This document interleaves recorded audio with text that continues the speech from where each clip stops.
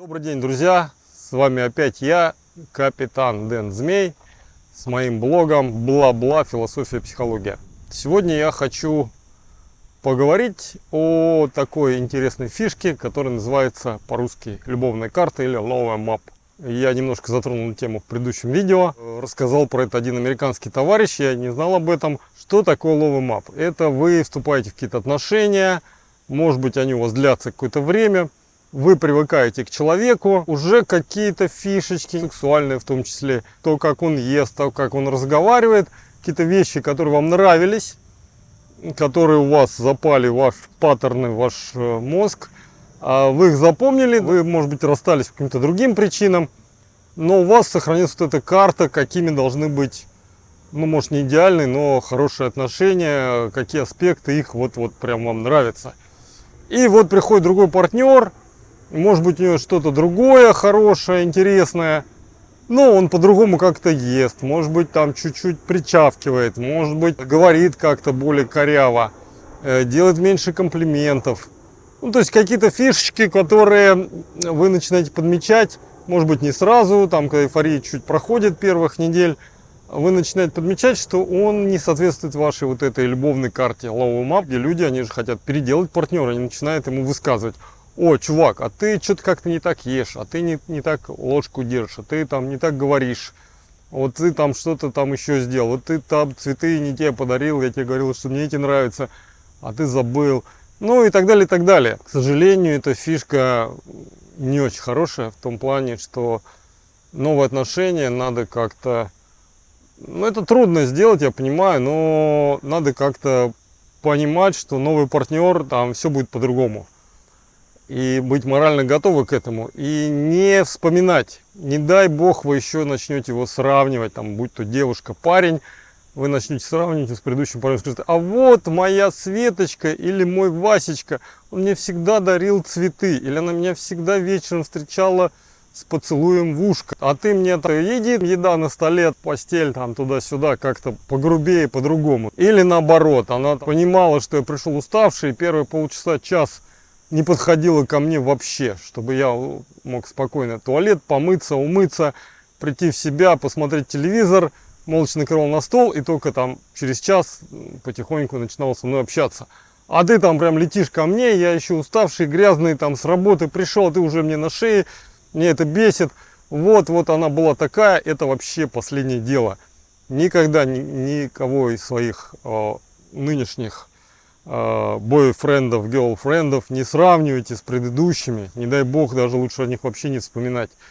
И попытайтесь как-то это love map, ну, мягче на это повлиять. То есть не тем, что говорить, что а вот ты не так целуешь, а ну как Сатя говорил, то есть за все надо благодарить, особенно мужчин. Можешь ты меня в ушко поцеловать? Ой, как мне приятно, какой ты молодец, там, то есть все, у человека в голову западает похвала, когда его оценивают. И если вы оцениваете его поступки, вы можете добиться тех же результатов. Ну, не тех же, но тех же паттернов, немножко их воспитать. Но не тем, что вы будете претензию давать: чувак, ты меня не целуешь в уши, что за херня? Он скажет: ну не хочу, не целую. То есть мужчина боец такой. Сразу, если вы так в позу на него встаете, что он делает? Он тоже стоит в позу. Может быть, это виртуальная поза. То есть вы начинаете там что, он такой: а что ты? А ты сама? А я тут крутой. И нет, так не делается. Это совет женщинам. Все достигается любовью, лаской.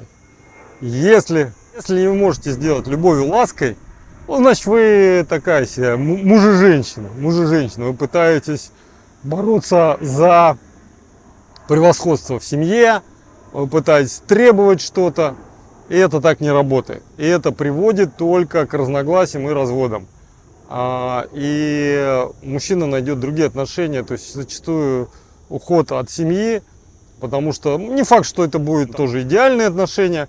По крайней мере, когда вы уже присели ему на шейку и начали погонять хлыстиком, там, пошли туда, иди вынеси мусор, сделай то, сделай все, без благодарности, без какой-то любви уже. Естественно, мужчина там встретит какую-то женщину, которой он понравится. Я скажу: о, какой мужчинка хорошенький, а дай-ка я его там завлеку. И да, там есть охотницы одинокие, которые предпримут все усилия, чтобы сделать ему приятно, чтобы сделать хорошо, похвалить, погладить, поцеловать. Больше любви, больше ласки, больше внимания. И дело тут даже не в сексе. Мужчина уйдет просто потому, что ему там комфортнее, его там любят, его там оценивают. Что ушел от темы Love Map в измены, это тоже отдельная тема. Но, тем не менее, вот она такая, Love Map существует.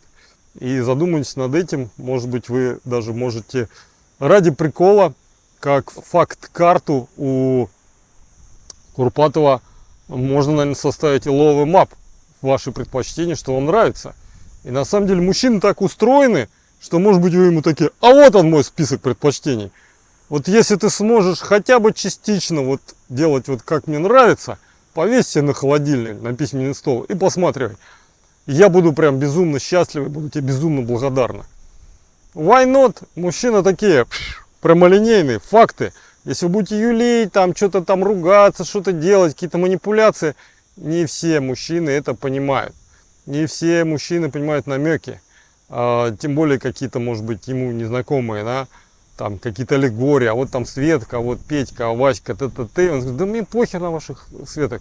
Что ты хочешь? Скажешь, вот, мне нравится это. Самый простой способ понять, если партнер адекватный и хочет, чтобы вы были счастливы с ним, и хочет получать от этого свои бенефиты, счастливая женщина, когда рядом с вами, вы тоже становитесь счастливым, потому что она вас озаряет своим счастьем, дарит любовь, свое счастье и вам в том числе. Значит, надо эту Love Map просто продвигать более visible, чтобы человек ее видел, понимал, без там намеков, без наездов. Был капитан Дэн Змей и мой блог о бла-бла, философии и психологии. Всем спасибо, всем пока, до новых встреч.